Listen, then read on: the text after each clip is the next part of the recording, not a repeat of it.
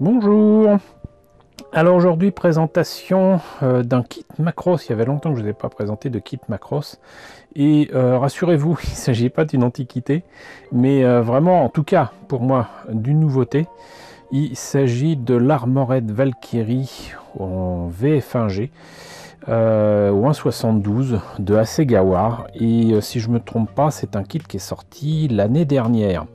Je dis si je me trompe pas parce que je commence à m'y perdre un petit peu avec tout ce qui est sorti chez Hasegawa ces derniers temps. Outre l'Armored Valkyrie, il y a également des Regult ou 1.72 qui sont sortis et des nouveautés que j'appelais de mes voeux, mais là je pense que c'était carrément il y a 2 ans. Et bon allez, je vous le dis, j'ai craqué cette année pour mon anniversaire. Je m'étais commandé justement les Regult et l'Armored Valkyrie. Voilà. C'était pas raisonnable, mais voilà. Et je suis très content d'avoir ces maquettes parce qu'elles me faisaient vraiment envie. Et je me suis dit que là c'était l'occasion de le prendre et rapidement. Donc voilà, c'est fait et je ne regrette rien. D'autant que, bah, vous le voyez, cette maquette est absolument magnifique déjà, rien que pour la boîte, ce que j'appelle des pouces à l'achat. Et c'est donc une illustration de Monsieur Hidetaka Tenjin que j'ai eu l'occasion et la chance de rencontrer l'année dernière à Japan Tour Festival. Et vous voyez que c'est absolument magnifique. Voilà. C'est absolument magnifique. Même si j'aime beaucoup l'illustration qui avait été faite pour une précédente maquette en 1.72 de l'Armored Valkyrie en VF1J, que je vous ai présenté d'ailleurs, et là pour le coup c'est une antiquité, qui est signée Harry. C'est une maquette que j'avais eu plaisir à faire, même si elle est bourrée de défauts, mais c'est justement ça, c'est que j'aimerais bien voir ce que Hasegawa a fait sur leur version Battloid du VF1J ou 1.72 pour arriver à l'Armored Valkyrie. J'ai vraiment hâte de voir ce que ça donne. Qu'est-ce que ça donne sinon donc pour le reste de la maquette? Alors on a là ici donc des petits dessins. La maquette montée et peinte qui est absolument superbe, d'ailleurs peut-être un petit peu trop propre dans le sens où on a l'impression de voir un jouet, mais c'est beau, c'est très beau.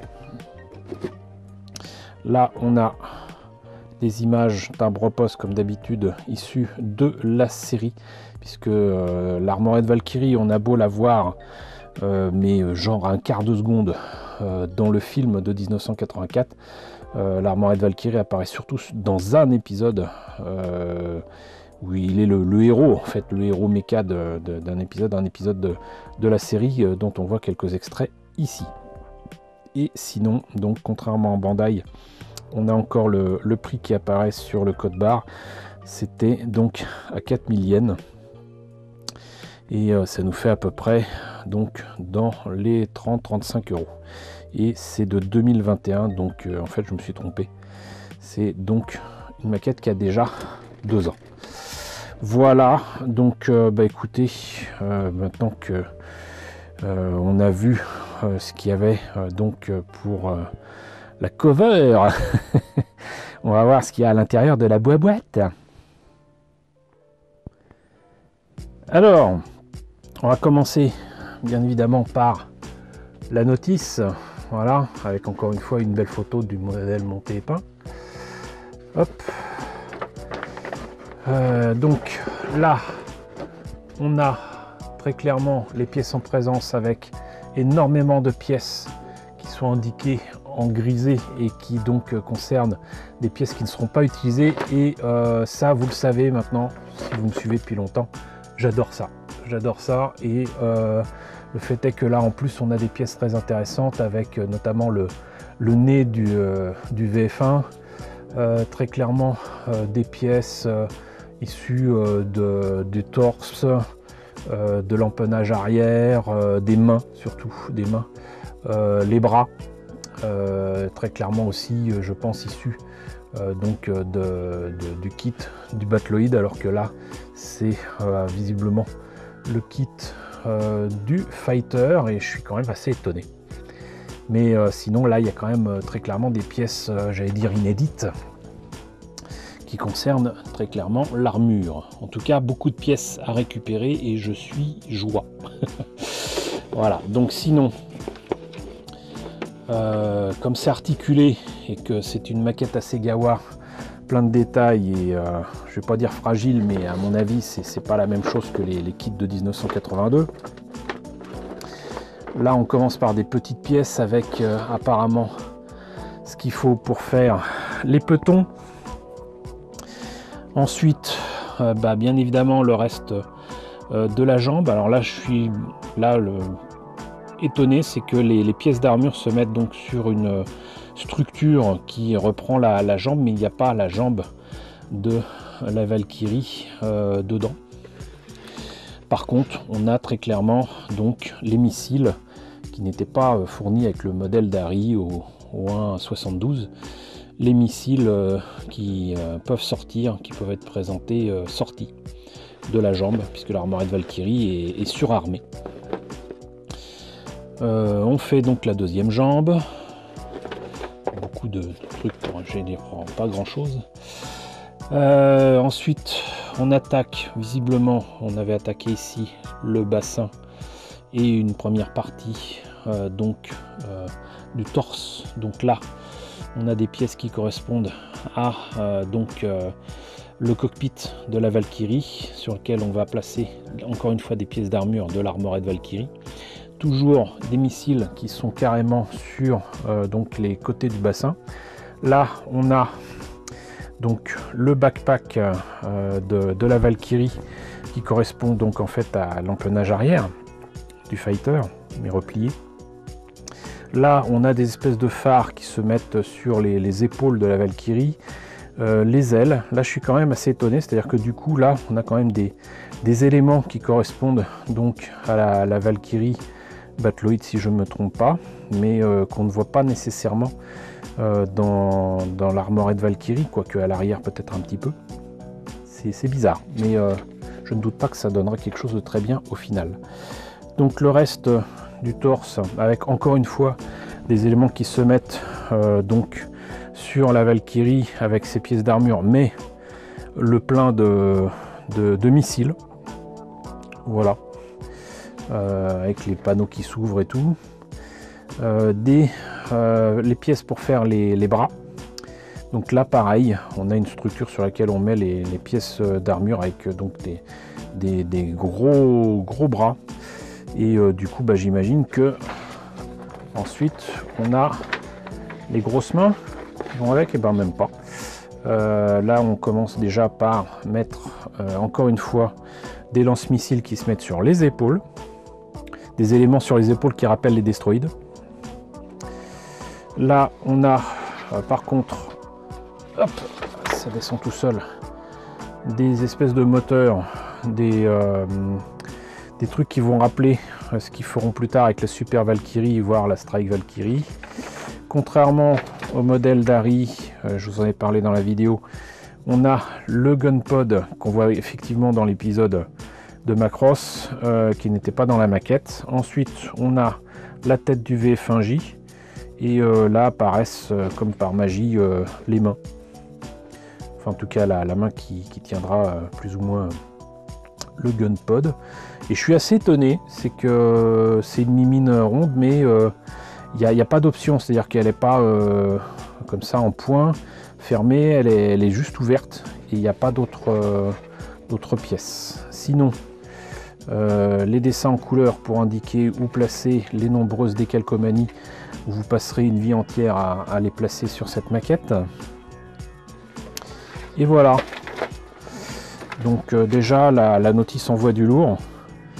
Et sinon donc planche de décalcomanie, je vous en parlais, elle est très complète et ça permet de faire plusieurs modèles visiblement, le 202, le 303 et voilà. Donc maintenant on va passer aux pièces. Alors on a vu tout à l'heure quand même, c'est relativement gros, une grosse boîte. Et du coup il y a plein de pièces. On ne peut pas reprocher ça à Segawa. Il est rare que les boîtes ne soient pas bien remplies, il n'y a pas de vide, très rarement. En tout cas, il y a des éléments qui ne sont pas en plastique de maquette normaux. Là par exemple on a donc un élément du gun pod, alors je sais pas comment on peut appeler ça, c'est une lanière qui permet de tenir le gun pod. On le voit très rarement utilisé dans la série Macross, mais c'est là. Là on a les pièces qui correspondent très clairement au polycap qui permettent l'articulation de cette Valkyrie en version Battloid, hein, parce que mine de rien l'armorette de Valkyrie, en tout cas dans cette version, ne peut exister que dans la version Battloid de la Valkyrie. On a quelques pièces transparentes avec ici donc les pièces qui vont sur la Valkyrie elle-même, des espèces de phares sur les épaules, des phares aussi mine de rien sur les jambes.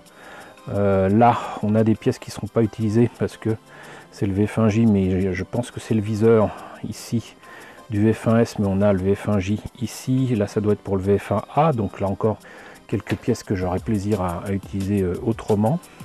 Et là je pense en fait que c'est justement des pièces transparentes qui vont sur les jambes, puisque les pièces d'armure permettent aussi d'avoir des espèces de phares sur les jambes. Voilà, donc ça c'est cool.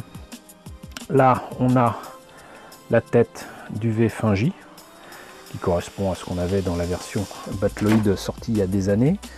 Là on a le backpack donc avec l'empennage arrière, mais aussi les petits ailerons qui sont d'habitude sur les jambes, qui je crois dépassent peut-être de l'armorette Valkyrie, je ne crois pas.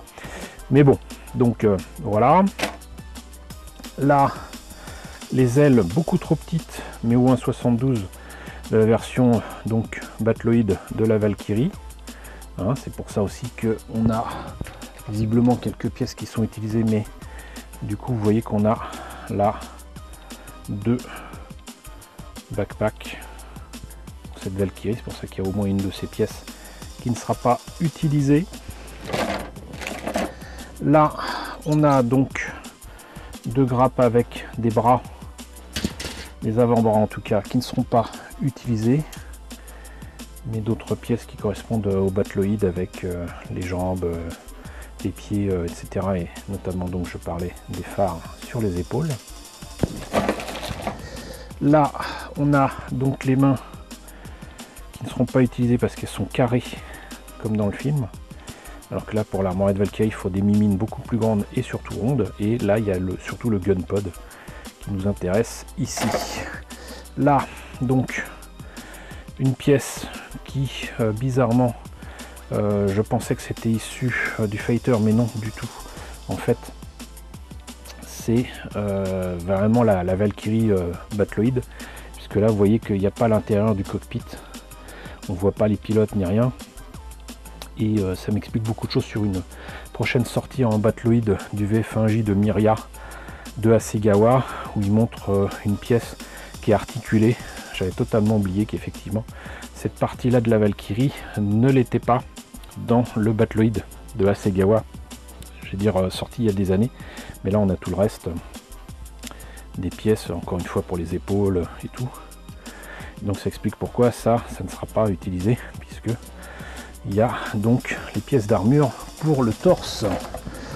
Là on a donc déjà des pièces inédites pour donc l'armorette Valkyrie, avec quelques éléments en blanc qui sortent pour j'imagine les jambes et les épaules. Là on a étonnamment des pièces rouges pour justement les panneaux qui s'ouvrent sur le torse et le bout des avant-bras. Ici donc des pièces pour le cockpit de la Valkyrie en Battloid. Les mimines qui, comme je disais, ne donnent pas d'option, c'est-à-dire que c'est les mains qui sont sur le gun pod et l'autre qui permettent de le tenir aux mains ouvertes. Là donc des pièces blanches encore une fois pour les épaules et pour les bras. On appréciera qu'effectivement ça qui rappelle les destroïdes, ça s'ouvre pour avoir les missiles. Et donc enfin ces pièces d'un gris absolument magnifique. J'aime beaucoup ce qu'ils ont fait là. Là on a, je pensais que non, il y en avait deux. Non, mais en fait, il y a tout ce qu'il faut là pour faire l'avant des jambes. Et ici, partie des avant-bras. Voilà. Ici, le reste des jambes et surtout les sous-tamissiles, on va dire. Hop, j'ai déjà du mal à tout faire rentrer dans la boîte. Et là, donc, l'avant de la Valkyrie, du torse, ici le bassin, scrotum, j'allais dire. On voit qu'on peut mettre donc les missiles à part. Et donc, dernière grappe avec les porte-missiles sur les épaules, partie des avant-bras, etc. Donc voilà, une maquette bien remplie qui va être magnifique et je suis bien content de l'avoir pris parce que déjà d'autres versions de l'Armored Valkyrie, peut-être pour d'autres histoires inventées autour de Macross par Hasegawa, je ne sais pas, mais il y a deux autres versions de l'Armored Valkyrie chez Hasegawa qui ne sont déjà plus disponibles sur HLJ. C'était certainement des éditions limitées, mais bon, là je me disais que c'était l'occasion ou jamais, et peut-être que je me trompe, peut-être que je me trompe pas, mais en attendant je l'ai, je vous l'ai présenté, j'en suis bien heureux.